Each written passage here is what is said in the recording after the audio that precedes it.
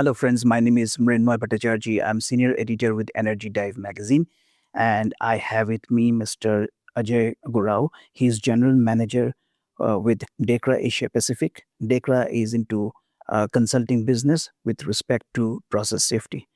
Mr. Ajay Gurao, pleasure having you on. Thank you for having me. Uh, my first question to you would be on the process safety versus personal safety. Many organizations report strong personal safety metrics, yet major process incidents still occur globally. Yeah. Where do companies, since you oversee Asia Pacific, in that region most commonly misunderstand process safety maturity? Well, in Tekra, we believe into there has to be a collective approach when we talk about process safety, and the approach has to be with people, process, and organization, where leadership plays a very important role. So most of the time, I believe the incident that we witnessed happening is because of the leadership, lack of leadership, wherein the mindset and the approach has to come from top to bottom.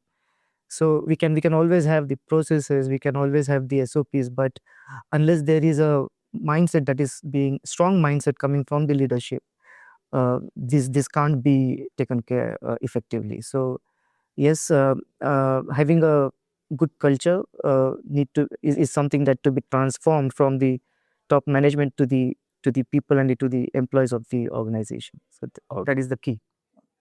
With petrochemicals, LNG, hydrogen, and refining expanding across the region, what systemic process safety risks are being underestimated during rapid capacity expansion?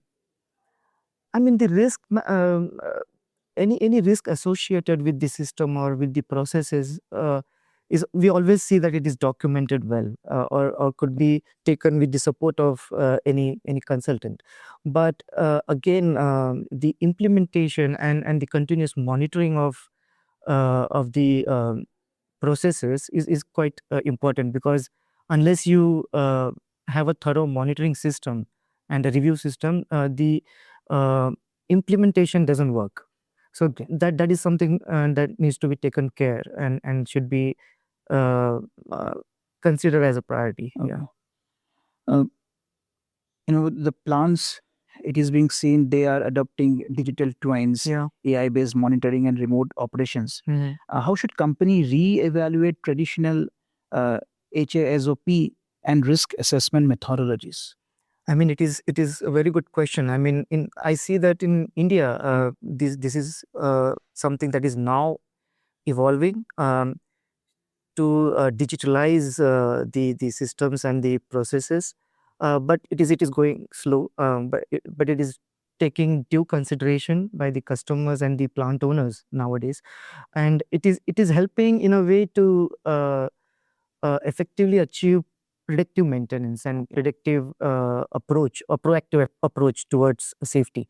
So yes, digitalization is something that is the future that we see. In your experience, what is the difference? What differentiates organizations that genuinely learn from near misses from those that simply document them? Yeah, I mean, see, documentation doesn't help effectively. I mean, it's always, I see that, I feel that it's the approach, it's the mindset of a individual that actually helps. Like talking about safety is easy, but actually to follow and to practice is something that is important. So uh, again, the leadership plays a very important role here. So even if there are incidents or near miss or something, it needs to be uh, thoroughly investigated, and then there after the root cause analysis, a proper corrective action and predictive action has to be taken by the management, and not just that, but over a period of time, we should keep monitoring and visiting the processes to measure and to see the effectiveness of it. Okay. So only with this approach we will be able to achieve the safety goals that we are targeting. Staying with the leadership, process safety failures often stem from leadership blind spots rather than frontline errors. Mhm. What governance structures should boards and CXOs institutionalized to prevent catastrophic incidents? Wow. Again, in like when we visit plant for performing for delivering any uh, process safety management implementation or gap assessment, we talk about the leadership roles and things like that. And the biggest part, I think, the most important part is about their vision, their mission, and their understanding about the safety. So, of course, with the right mindset of the leaderships, the whole process and the system becomes effective.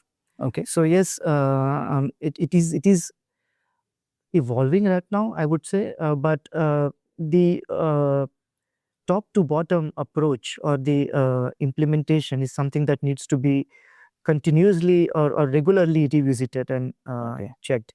So that is something very important. As a consultant, you have to study a lot. You examine, a variety of best practices uh, in the Western Hemisphere as well as in Asia Pacific. Yeah. In your observation, what Indians or India should or can learn from them, or is there anything they should learn from us? Okay, learning is something very subjective thing to do, but the problem I see that nothing is mandate in India.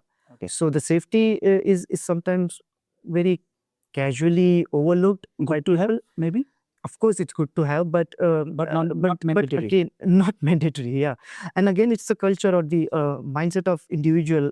Unless there is some um, kind of vision that leadership takes and executes in their through their actions, this is not going to change. I mean, uh, we don't have regulations asking you to follow something, so it's become easy to document the processes and procedures, but when it comes to implementation or to follow, it's all about the mindset of an individual, whether he believes in or how important does he feel safety is for himself.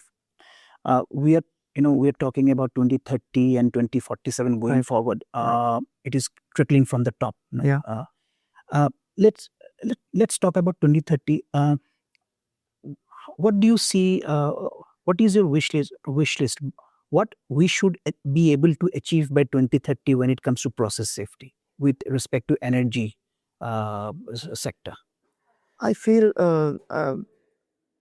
I think there has to be some digitalization, some AI solutions that we need to come up where the process safety risk assessments are automated. Like depending on people, again, it brings in some sort of I would say a lack of implementation or lack of a proper approach to get in. But technology is something that can help us to improve or rather uh, improve effectively the implementation part, but then it requires a lot of data and it also requires a lot of knowledge and information to actually you know to actually build up something that is very very effective in terms of results. So but that is the future. I mean, we have DEKRA has been working on some digital solutions wherein in process safety. So we are working on designing some tools wherein we can support or cater all the industries with process safety studies like PHA and other things. Okay. But again, most of the process safety studies are based on, or effectiveness is based on human interaction. So that's why I said that to come up with some digitalization or automated solution, we need a lot of data. But that is the future. I see that only digitalization will take up Okay. somewhere. Uh, I mean, by 2030, I should see. I mean, we should see some growth in the digitalization part. Okay. Mr. Ajay Gurao, thank you for Thank speaking you. with Energy Day. Thank you so much for having me. Thank you.